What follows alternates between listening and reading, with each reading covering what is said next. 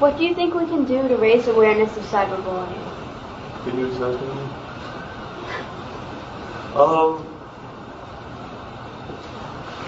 Unfortunately, the presentations that I do at schools, we try to do as many as we can to raise awareness.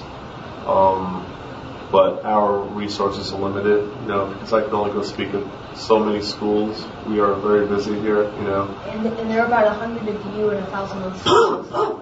There's about 4 of us. Okay. 2 of us that do presentations. Okay, off by 96. Correct. You're off by 96. So. Well, I'm just trying to show you that for police officers to go and how many schools are out there, we can't talk to those schools. So I really believe that it's the duty of the principal delegating it to the teachers and having the teachers instruct the students on cyberbullying and to tell the students that cyberbullying is a crime. And yes, it is, 10-year-olds, 9-year-olds, they do it to each other, but it is. All types of bullying will be punishable by law if it gets past the governor. It is true, right? That's what I'm saying. So they just passed the bill in the House of Representatives. Won't be that law. Right. Well, but I don't think a lot of kids know that. And a lot of kids don't. Unless awareness is raised, they'll have to find out the hard way.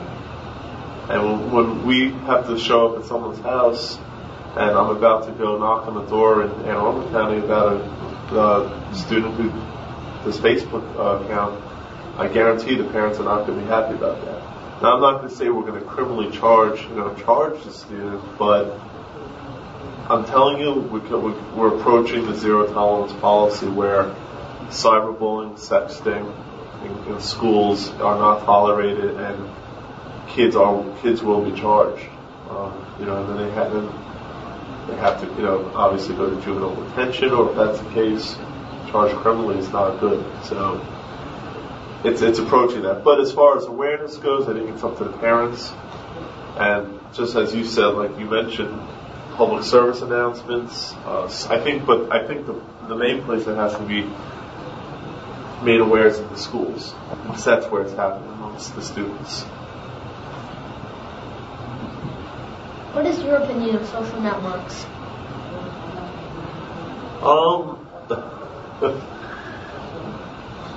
Honestly, I think they have a place in life. I don't see it necessary to have it in middle-aged school.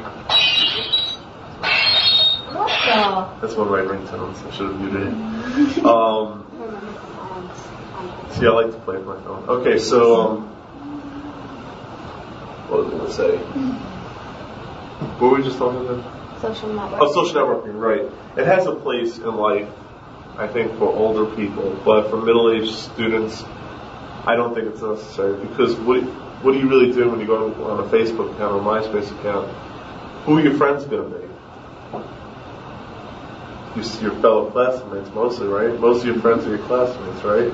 You see them at school, that's where you should be social. That's where you should be networking. And you're at school most of the day. Correct. You don't need to go home and start chatting with friends. And start bullying other people. I'm not saying that you bully. I'm not saying the question was what I think of social network. I'm not saying you're going to start bullying other friends, but is it necessary when you're socializing with your kids at school? Is it necessary to go home and continue to socialize when you should be doing stuff like homework, playing with your pets, spending time with your family or your parents? Oh, I'm sure my dog would be very happy to hear that one. He has his own Facebook page. What kind of dog is it? Poodle. He's on Facebook. He does it his own Facebook. Okay. Hey, listen, I was my mom has a kind of twisted sense of humor. I was going to make my dog her own Facebook page too. She's my life, but just what you said about my sense of humor. But I think as for adults, Emily. Social networking for adults, I think is fine. But I think for kids, it's not necessary. It is Facebook, MySpace is a great way to keep in touch with people, but it's also used for some devious purposes where kids shouldn't be on it because there are, as I said in the presentation, there are sexual predators out on the social networking sites looking for kids. You may think that you're pretty smart, but these people are smarter, and they're out there and they're looking for kids to do some nice stuff. What do you think the legal age for social networking sites should be? I'm sorry. 28.